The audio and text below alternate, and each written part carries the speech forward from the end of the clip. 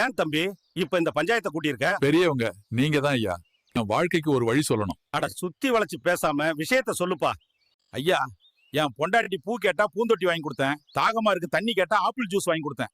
சமையல் செய்யல, எனக்கு தோசை வேணும்னு கேட்டா பிரியாணியே வாங்கி கொடுத்தேன். கடைசியா ஒண்ணு கேட்டா பாருங்க, நான் ஒண்ணு சொன்னா நீ ஒண்ணு வாங்கி தாரியே, உன் காது என்ன செவிடான்னு.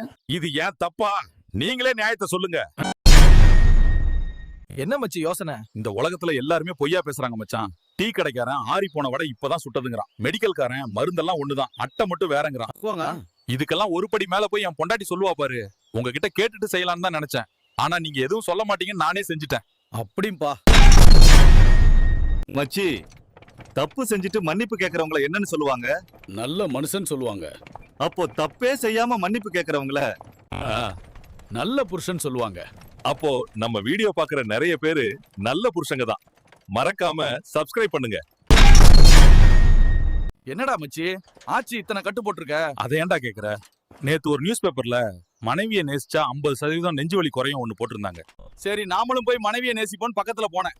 அவ என் நெஞ்சு மேல விட்டா ஒரு அடி, என்னால சுவாசிக்க கூட முடியல. அதுல மயங்கினவன் தான் முழிச்சு பார்த்தா இப்படி இருக்கேன். என்ன மச்சி, ஏதும் பிரச்சனையா? ஒரே சோகமா ஸ்டேட்டஸ் வச்சிருக்க. அடே, நாம ரொம்ப சந்தோஷமா இருந்தாலும் ஸ்டேட்டஸ் வைக்கும்போது சோகமா தான் வைக்கணும். ஏன் தெரியுமா? அப்பதான் அதை நம்ம சொந்தக்காரங்க பார்த்துட்டு அவங்களும் சந்தோஷப்படுவாங்க.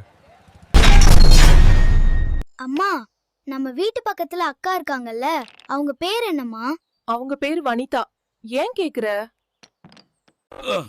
அப்பா அவங்கள எப்பவுமே செல்லம் லட்டு டார்லிங்னு கூப்பிடுறாரு. இனிமே பேர் சொல்லி கூப்பிடுவாங்கல்ல. அதான். ஐயோ,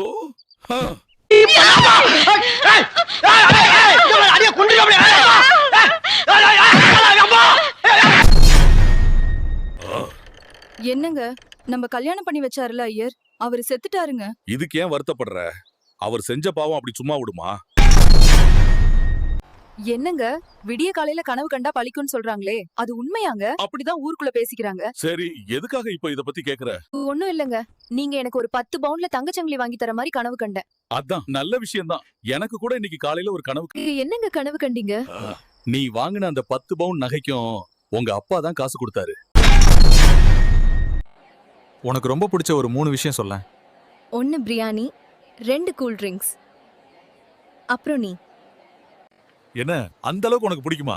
ஆம், பிரியாணி சாப்பிட, கூல் ட்ரிங்க்ஸ் குடிக்க, பில் நீங்க பே பண்ணு. என்னங்க, எனக்கு ஒருவேளை பேய் பிடிச்சிட்டா என்ன செய்வீங்க? அடியே பொண்டாட்டி, உனக்கும் உன் தங்கச்சிக்கும் பிரச்சனைனா நான் என்னடி பண்ண முடியும்?